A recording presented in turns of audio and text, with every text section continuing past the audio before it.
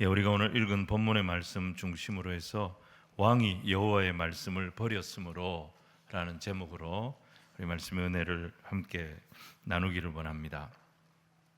지난 14장에서 사울은 블레셋과 전쟁을 했습니다. 도저히 이길 수 없는 대적인데 예상외로 큰 승리를 거두게 됩니다. 객관적으로 비교해서 블레셋은 이스라엘이 상대할 수 있는 적이 아니었습니다. 아주 강한 적이었죠. 시험으로 따지면 정말 어려운 시험 문제를 사울이 풀어낸 것입니다. 근데 동시에 하나님의 순종이라고 하는 테스트, 이 순종이라고 하는 시험에서는 그가 실패했습니다. 블레셋과 전쟁을 앞두고 사무엘이 늦게 왔죠. 번제를 드려야 되는데 사무엘이 늦게 오니까 사울이 자기가 그냥 제사를 드려버린 것입니다. 사무엘이 오니까 뭐라고 말합니까? 내가 부득이하여 하나님 말씀에 불순종했습니다. 이렇게 변명을 했습니다. 그러니까 하나님께서는 이번에는 오늘 본문에서는 상대적으로 좀 쉬운 문제를 다시 출제하십니다. 그래서 그의 순종을 한 번 더 시험하십니다. 이번에는 아말렉이었습니다. 아말렉은 블레셋에 비하면 그렇게 강적이 아니었습니다. 이스라엘이 충분히 상대할 수 있는 그런 적수였습니다. 사울은 이들과의 전쟁에서 압승을 거둡니다. 근데 블레셋과의 전투에서도 승리하고 난 뒤에 순종 테스트에서 실패했던 것처럼 이번에도 전쟁에서는 이겼는데 또 순종 테스트에 실패합니다. 아무리 쉬운 문제를 내줘도 또 실패를 한 것입니다. 이렇게 계속 불순종하는 사울을 보면 우리가 정말 답답하고 안타깝기까지 합니다. 근데 잘 보면 이게 바로 우리의 모습이라는 것입니다. 사울이 옛날 사람이 아니고 멀리 있는 사람이 아니고 바로 이 시대를 살아가는 내가 사울이라는 것을 우리가 보게 됩니다. 어려우면 어려운 대로 불순종할 이유가 있습니다. 일이 잘 풀리고 또 잘 풀리면 잘 풀리는 대로 불순종할 이유가 또 있는 것입니다. 어느 날 사무엘이 사울을 찾아옵니다. 여호와의 말씀을 전달합니다. 여호와의 말씀이 뭡니까? 출애굽 때부터 광야에서 이스라엘 백성들을 괴롭혔던 아말렉을 쳐서 진멸시키라는 명령을 주셨습니다. 자, 우리 2절과 3절 말씀을 같이 한번 읽겠습니다. 시작. 만군의 여호와께서 이같이 말씀하시기를 아말렉이 이스라엘에게 행한 일 곧 애굽에서 나올 때에 길에서 대적한 일로 내가 그들을 벌하노니 지금 가서 아말렉을 쳐서 그들의 모든 소유를 남기지 말고 진멸하되 남녀와 소아와 젖먹는 아이와 우양과 낙타와 나귀를 죽이라 하셨나이다 하니. 사울은 하나님 명령대로 전쟁을 선포했고 전국에서 21만 명이라는 군인들이 이 전쟁에 참전합니다. 그래서 대승을 거둡니다. 그런데 사울은 이번에도 하나님의 말씀에 불순종합니다. 7절로 9절 말씀 계속 읽겠습니다. 시작. 사울이 하윌라에서부터 애굽 아말렉 사람을 치고 아말렉 사람의 왕 아각을 사로잡고 칼날로 그의 모든 백성을 진멸하였으되 사울과 백성이 아각과 그의 양과 소의 가장 좋은 것 또는 기름진 것과 어린 양과 모든 좋은 것을 남기고 진멸하기를 즐겨 아니하고 가치 없고 하찮은 것은 진멸하니라.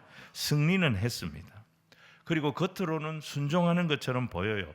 다 진멸한 것처럼 했습니다. 그런데 실제로는 어떻습니까? 아각 왕을 죽이지 않고 살려두었습니다. 좋은 것, 기름진 것, 자기가 보기에 괜찮은 것은 남겨두고 자기가 보기에 가치 없고 하찮은 것들은 다 진멸했습니다.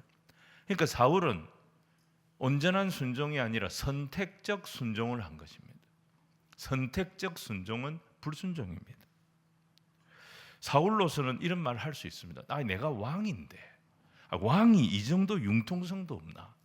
왕이 이 정도의 재량권도 없나? 이렇게 항의할 수 있습니다. 근데 지금 하나님은 사울의 능력을 테스트하시는 것이 아닙니다. 하나님은 그의 순종을 테스트하신 것입니다. 아말렉과의 전쟁에서 그는 큰 승리를 거두었습니다. 하지만 승리한 후에 그는 하나님과 더 멀어져 버렸습니다. 이게 사울이 더 위험해진 것입니다. 그런데 본인은 전혀 못 느끼고 있습니다. 왜 그렇습니까? 그에게 중요한 것은 하나님과의 관계가 아니었기 때문입니다. 그에게 중요한 것은 그가 전쟁에서 이기는 것이었고 사람들의 인정을 받는 것이었습니다. 여러분, 우리도 살면서 얼마든지 사울처럼 이렇게 될 수가 있습니다. 이겼습니다. 성공했습니다. 돈 벌었습니다. 내 의도대로 다 되었습니다. 모든 것이 잘 풀립니다. 근데 딱 한 가지, 하나님과의 관계만 이전 같지 않아졌습니다. 하나님과의 관계만 멀어진 거예요. 다른 거는 다 잘 되고 있어요. 근데 성경은 그 하나 때문에 네 인생은 실패한 인생이라고 말씀하는 거예요.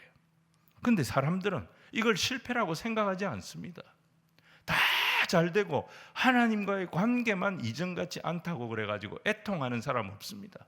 이것 때문에 기도해 달라고 목사를 찾아오는 사람 한 명도 못 봤습니다.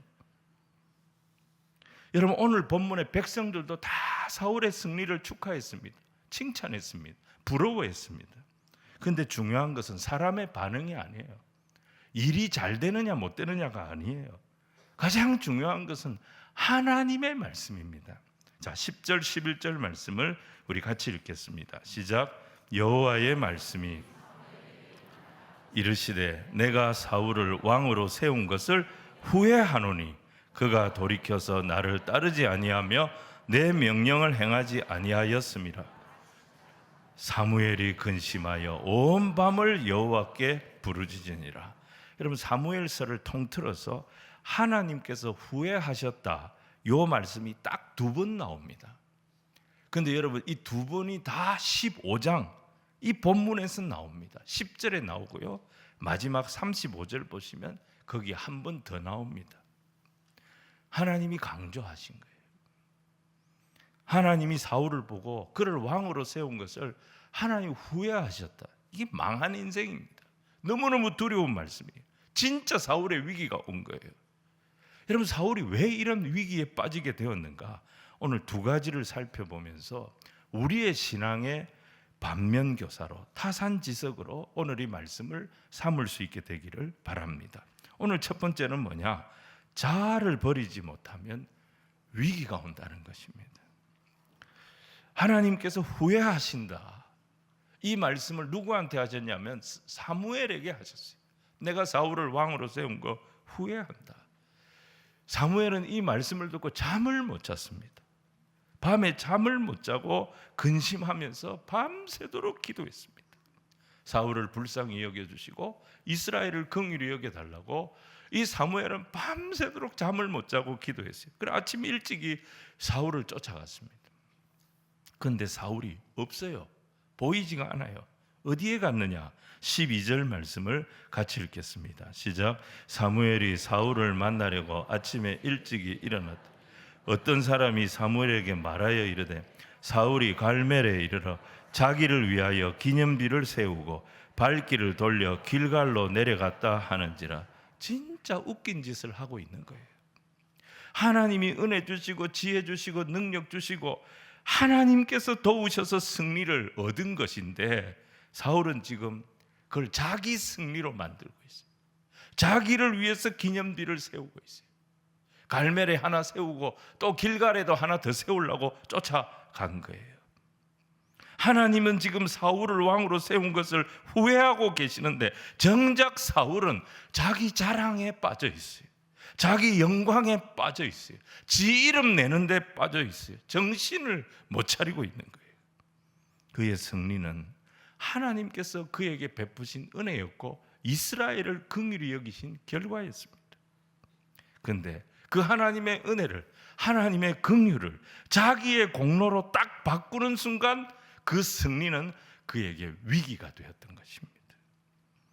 사랑하는 여러분, 우리가 아무리 대단한 일을 했다 하더라도 거기서 내 영광을 찾고 내 지분을 찾고 내 자아를 드러내고 내 이름을 내려고 하는 그 사람은 더 이상 하나님께 쓰임 받을 수가 없습니다. 어떻게 하면 내가 영광을 누릴까? 어떻게 하면 교회에서 내 이름을 낼까? 어떻게 하면 사람들이 내 이름을 더 알아주게 만들까? 그런 생각을 하면 우리는 사울이 될 가능성이 높습니다. 여러분, 성경 어디를 봐도 네 이름을 내라, 자기를 드러내라, 그렇게 말씀하신 적이 없습니다. 마태복음 16장 24절, 예수님께서 제자들에게 하신 말씀이 똑같은 말씀이에요. 같이 읽겠습니다. 시작. 이에 예수께서 제자들에게 이르시되 누구든지 나를 따라오려거든 자기를 부인하고 자기 십자가를 지고 나를 따를 것이니라. 자기 공로, 자기 자랑 이런 거 부인하고 자기 십자가를 질 때, 자기 이름 내는 거 이런 것들 내려놓고 자기 십자가를 질 때 그 사람이 바로 예수님은 내 제자다, 그렇게 말씀하신 것입니다. 사도 바울도 똑같은 말을 합니다.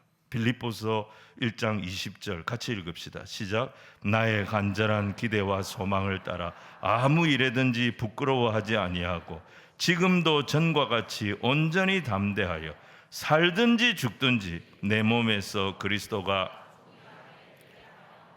내가 살고 죽는 것보다 더 중요한 게 뭐냐?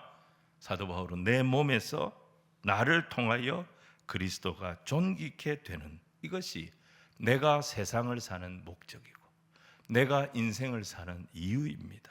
이게 사도 바울의 고백이었던 것입니다. 근데 사울은 그렇게 살지 못했어요. 그는 항상 인기에 매달렸고 사람들의 칭찬에 매달렸습니다. 24절 보시면요, 우리 같이 한번 읽겠습니다. 시작. 사울이 사무엘에게 이르되 내가 범죄하였나이다. 내가 여호와의 명령과 당신의 말씀을 어긴 것은 내가 백성을 두려워하여 그들의 말을 청종하였음이니. 사무엘이 찾아와서 사울을 야단을 친 거예요. 다 진멸했다면서. 근데 내 귀에 들리는 양의 소리는 무슨 소리고 내 귀에 들리는 소의 소리는 무슨 소리냐?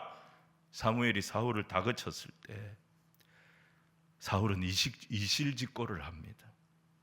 그가 왜 살려두었느냐? 내가 백성을 두려워하여 그들의 말을 청종했기 때문이라고 시인하는 것을 보게 됩니다. 그는 백성들의 여론을 하나님의 말씀보다 더 크게 여겼고 더 두려워했던 것입니다. 여기서부터 사울의 문제가 시작된 것입니다.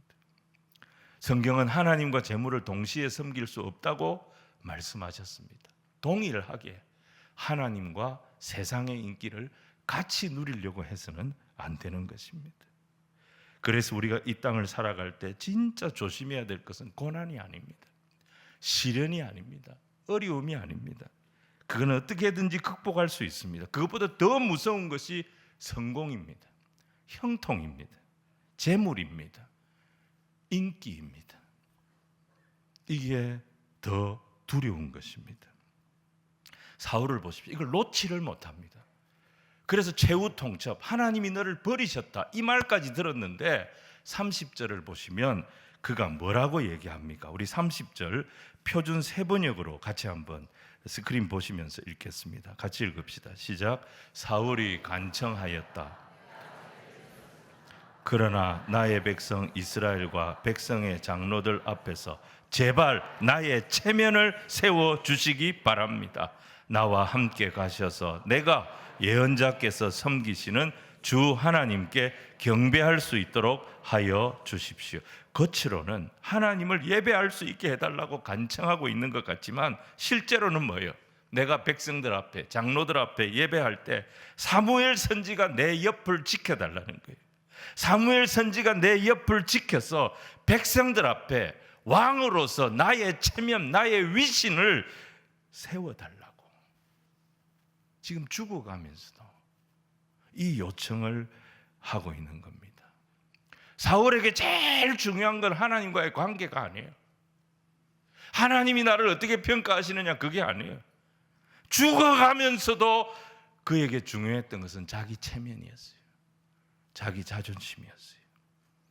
우리하고 너무 비슷하지 않습니까? 사무엘이 사울에게 뭐라고 책망을 했습니까? 사울이 뭘 깨달아야 됩니까? 17절을 같이 읽겠습니다. 시작. 사무엘이 이르되 왕이 스스로 작게 여길 그때에 이스라엘 지파의 머리가 되지 아니하셨나이까. 옛날을 생각해 보라는 거예요. 왕이 스스로를 작게 여길 때, 왕이 하나님 앞에 자기가 아무것도 아님을 인정했을 때, 스스로 겸손했을 때, 그때 하나님께서 왕을 높여서 이스라엘의 왕으로 삼아주셨지 않습니까? 왜 그거 잊어버렸습니까? 지금 왕이 무슨 짓을 하고 있는 겁니까? 안타까워서 사무엘이 사울을 이렇게 책망했던 것입니다. 그래서 오늘 우리가 꼭 기억해야 할 것이 바로 이것입니다. 우리가 낮아질 때 하나님 은혜를 주십니다. 우리가 겸손할 때 하나님 우리를 더 높여주십니다. 그리고 이 땅에서 높여주시지 않더라도 우리는 손해볼 게 없는 인생입니다. 이 땅에서 하나님 우리를 높여주시지 않더라도 우리에게는 뭐가 예비되어 있습니까? 영원한 집이 예비되어져 있습니다. 하늘 아버지와 영원히 사는 복이 예비되어져 있다는 거예요. 그래서 찬송가 582장 예수가 우리를 부르는 소리, 그 찬송 마지막 4절에 이런 가사가 있습니다. 우리를 위하여 예비해 두신 영원한 집이 있어 죄 많은 세상을 떠나게 될 때 영접해 주시겠네. 오라 오라. 죄 있는 자들도 오라. 주 예수 앞에 오라. 여러분, 우리에게 이 소망이 있기 때문에 찬송가 323장 부름받아 나선 이 몸 3절에 보면 이 찬송 부를 수 있는 거예요. 존귀 영광 모든 권세 주님 홀로 받으소서. 멸시천대 십자가는 제가 지고 가오리다. 어떻게 이런 찬송을 부를 수 있어요? 누가 멸시를 좋아합니까? 누가 천대를 좋아합니까? 하지만 우리에게는 영원한 집이 있기 때문에 죄 많은 세상 떠날 때 그곳에 영접해 주실 주님의 약속이 우리에게 있기 때문에 존귀 영광 모든 권세 주님 다 받으시고 멸시천대 십자가 제가 지고 가더라도 제가 이 길 가겠습니다. 우리가 이 찬송을 감히 부를 수가 있는 것입니다. 이 세상에서 다 못 찾아 먹어도 우리는 손해볼 게 없는 존재입니다. 영원한 집이 우리를 위하여 예비되어져 있음을 믿기 때문에 이 세상에서 내가 좀 낮아져도 하나님 은혜 바라보며 감사하고 찬송하며 승리하며 사는 우리 모든 성도들 되기를 주님 이름으로 축원을 드립니다. 두 번째는요, 말씀과 연결되지 못하면 위기가 옵니다. 신앙이라고 하는 것은 하나님을 믿는 것입니다. 우리가 하나님을 믿는다는 것은 하나님께서 우리에게 주신 약속, 하나님께서 우리에게 주신 말씀을 믿는 것입니다.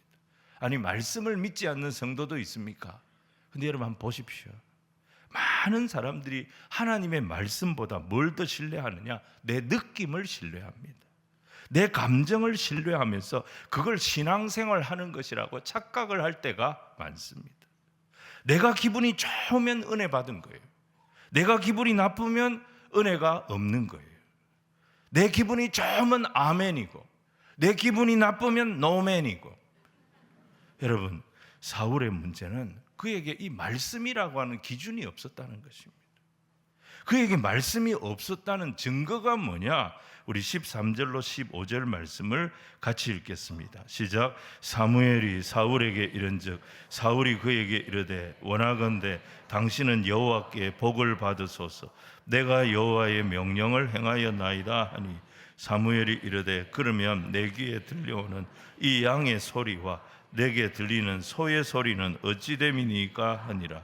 사울이 이르되 그것은 무리가 아말렉 사람에게서 끌어온 것인데 당신의 하나님 여호와께 양들과 소들 중에서 가장 좋은 것을 남기며 그 외의 것은 우리가 진멸하였나이다 하는지라. 사울이 뭐라 그럽니까? 당신의 하나님 여호와. 이게 사울이 하나님을 부르는 호칭이었습니다. 여기 당신은 사무엘을 말하겠죠. 사무엘 당신의 하나님 여호와. 여기만 그렇게 한 게 아니고 여러분 15장 21절 보시면 거기도 그렇게 불렀어요. 15장 30절 보시면 거기도 그렇게 불러요. 계속 사울은 입에 붙은 게 뭐예요? 당신의 하나님 여호와, 사무엘 당신의 하나님 여호와, 선지자 당신의 하나님 여호와. 이게 하나님을 부르는 호칭이었어요. 사울은 하나님을 나의 하나님이라고 부르지를 못하고 있어요. 무슨 의미죠? 아직 하나님을 인격적으로 못 만난 거예요. 여러분, 하나님을 만난 사람은 이런 표현을 쓸 수가 없습니다. 성경 말씀을 어떻게 이야기라고 말할 수 있습니까? 성경은 영존하시는 하나님의 지정의가 다 녹아있는 하나님의 영이 감동된 영원한 생명의 말씀입니다. 어떻게 하나님의 말씀을 이야기라고 말할 수 있어요? 주일을 어떻게 일요일이라고 부를 수가 있어요? 일요일의 요자는 빛날 요자, 자랑할 요자예요. 해를 자랑하는 날이에요. 우리는 하나님의 은혜를 경험했어요. 부활의 주님의 그 놀라운 은혜를 체험했어요. 그래서 우리가 주님의 자녀가 되고 주님의 백성이 됐어요. 그것을 기념하는 이 주일에 우리가 어떻게 해나 자랑하고 살 수가 있겠습니까? 우리가 쓰는 용어는 우리의 정체성을 반영합니다. 자, 한국하고 일본하고 축구 시합을 합니다. 한국하고 일본하고 만약에 축구 시합을 하면 대한민국 사람들은 전부가 다 그 경기를 뭐라고 부릅니까? 축구 한일전이라고 부릅니다.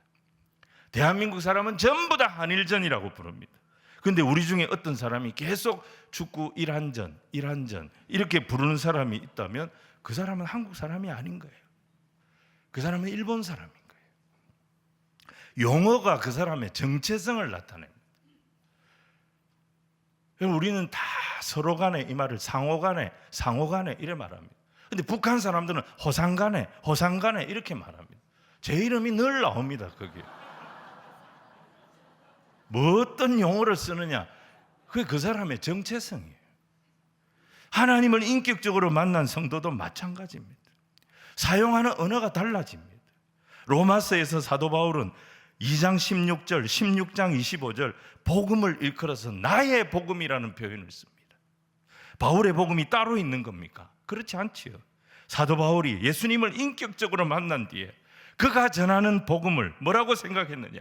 여기에는 나의 땀과 나의 수고와 나의 피와 나의 눈물이 묻어있는 내 자신, 나의 삶을 통하여 체득된 주님의 말씀, 복음이라. 그래서 사도 바울은 자기가 전하는 이 복음을 나의 복음이라고, 나를 위한 복음이라고 사람 앞에 자랑을 했던 것입니다. 하나님도 내가 만나는 하나님은 나의 하나님이라고 부르는 거예요. 그런데 사울은 그런 표현을 쓰지 못합니다. 계속해서 당신의 하나님 여호와, 당신의 하나님 여호와 이렇게 부르고 있습니다. 하나님은 그에게 많은 은혜를 주셨어요. 하나님은 많은 체험을 주셨어요. 많은 약속의 말씀을 주셨어요.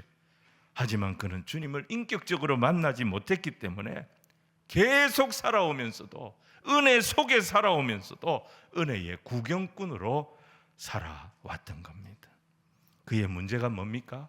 하나님의 말씀과 그의 인격이 연결되지 못했다는 것입니다.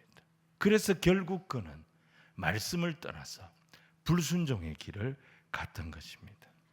교회는 말씀 안에서 하나님의 임재를 경험하는 세상에 없는 특별한 공동체입니다.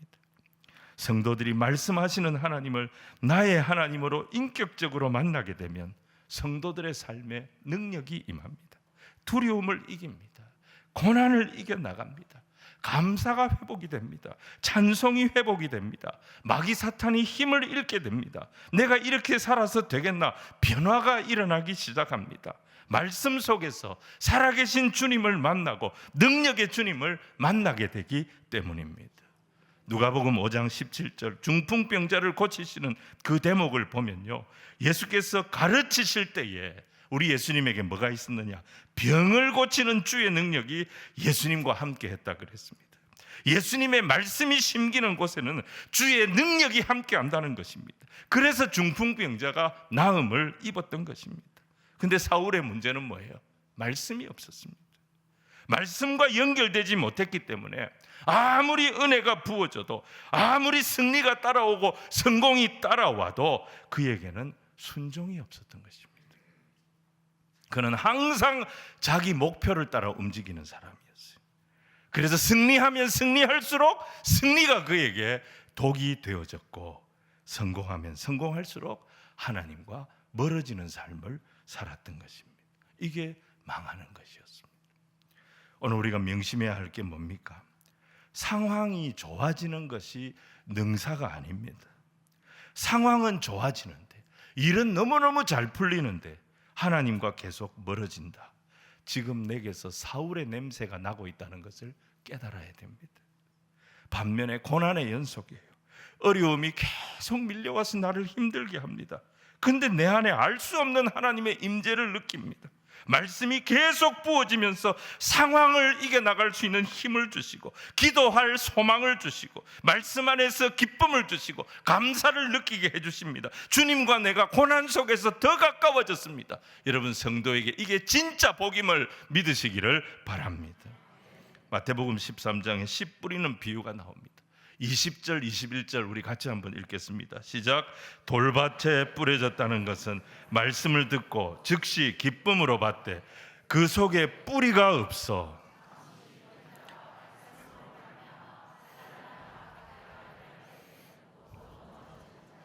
많은 일을 하는 것이 중요한 게 아닙니다. 놀라운 기적 체험을 하는 게 중요한 거 아닙니다. 아무리 그렇게 살아도 말씀의 뿌리가 없으면 어떻게 됩니까? 오래 못 간다는 것입니다. 그냥 얹혀 있는, 말씀이 내 위에 얹혀 있는 거예요. 말씀을 받을 때는 괜찮은 것 같아요. 근데 그 말씀 때문에 고난이 오고 어려움이 오면 뿌리가 없으니까 금방 그 말씀이 사라져 버리는 것입니다. 말씀의 뿌리를 내려야 됩니다. 말씀에 뿌리를 두면 예수님과 연결이 됩니다.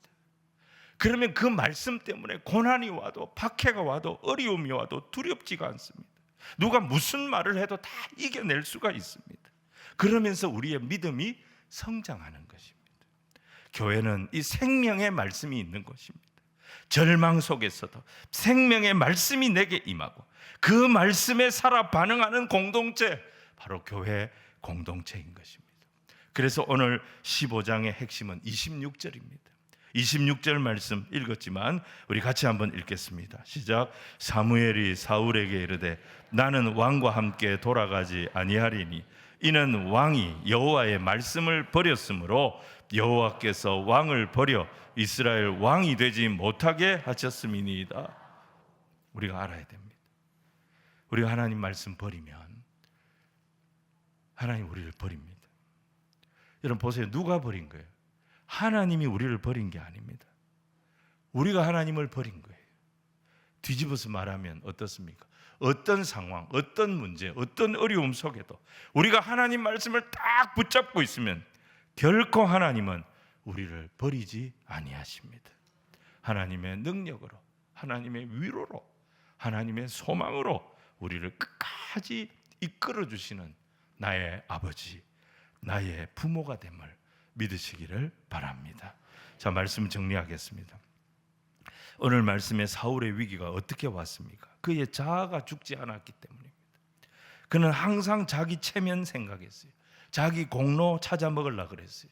자기 이름 내려고 그랬어요. 그래서 갈멜에다 기념비 세우고 길갈에도 자기 자랑할 게 없나 이거 찾아 온 천지를 돌아다니고 있습니다.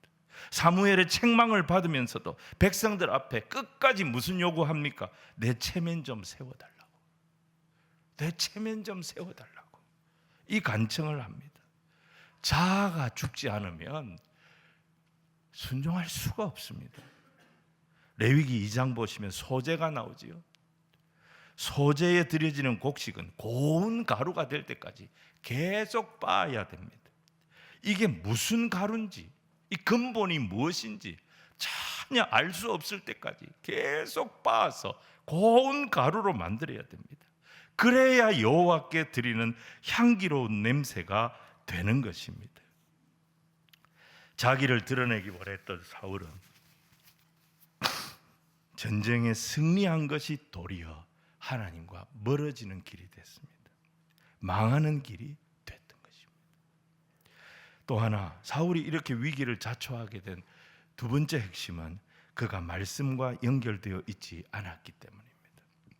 사무엘은 사울이 말씀과 연결되어 있지 않은 것을 당신이 하나님을 버린 것이다 이렇게 책망했습니다. 반대로 말하면 말씀과 연결된 백성은 어떤 상황에도 하나님 버리지 않는다는 것입니다. 아무리 상황이 어려도 내 안에 하나님 말씀이 있는 백성은 주님의 임재를 경험하게 되어 있습니다. 말씀이 계속 부어집니다.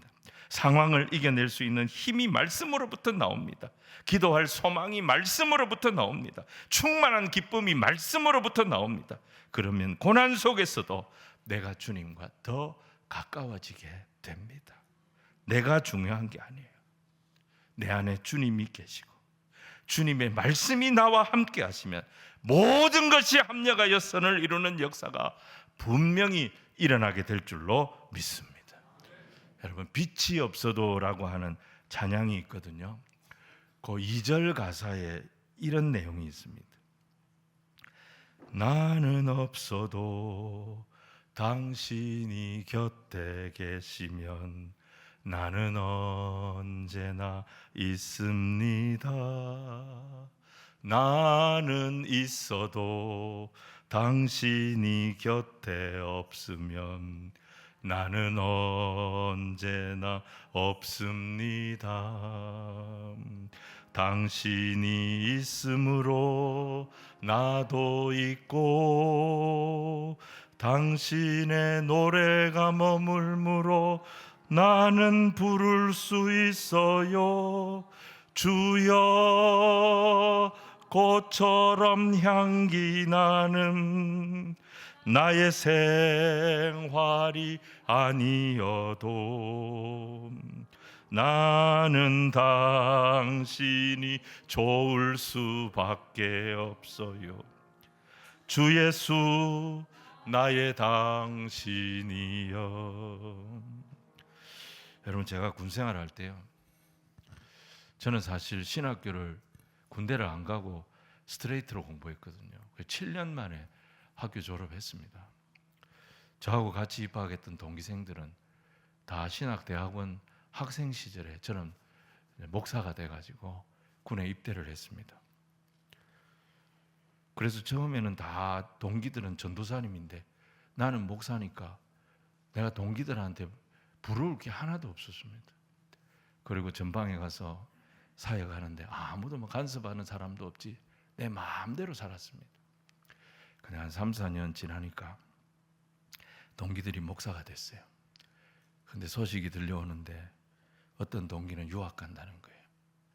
어떤 동기는 우리 울산교회 같이 좋은 교회에서 부교육자로 훈련을 잘 받는다는 소식이 들립니다. 저는 아무도 가르쳐주는 사람도 없고 인도해주는 사람도 없고 그냥 매일같이 저 전방에서 천지사방 모르고 쫓아다니고 있는데 갑자기 나는 도태되는 느낌이 들고 내 친구들이 부러워지기 시작했어요. 그 마음에 침체가 오더라고요. 마음이 조급해지더라고요. 그때 제가 이 찬송 부르면서 힘을 얻었습니다. 나는 없어도 당신이 곁에 계시면 나는 언제나 있습니다. 나는 있어도 당신이 곁에 없으면 나는 언제나 없습니다. 당신이 있으므로 나도 있고 당신의 노래가 머물므로 나는 부를 수 있습니다.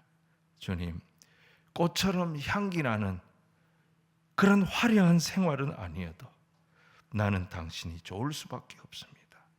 주 예수 나의 당신이에요. 여러분, 우리가 아무것도 없다 할지라도 하나님의 말씀이 나와 함께 하셔서 하나님의 말씀이 나를 이끌어 주시면 그게 진짜 복받은 인생이고 그게 정말 바른 길 가는 인생임을 믿으시기를 바랍니다. 주의 말씀이 함께 하여서 주님과 동행하셔서 주의 자녀가 받아 누리는 이 기쁨, 이 감사, 이 소망, 흔들리지 않는 믿음, 이 삶으로 충만한 주의 백성들 다 되시기를 주님 이름으로 축원을 드립니다.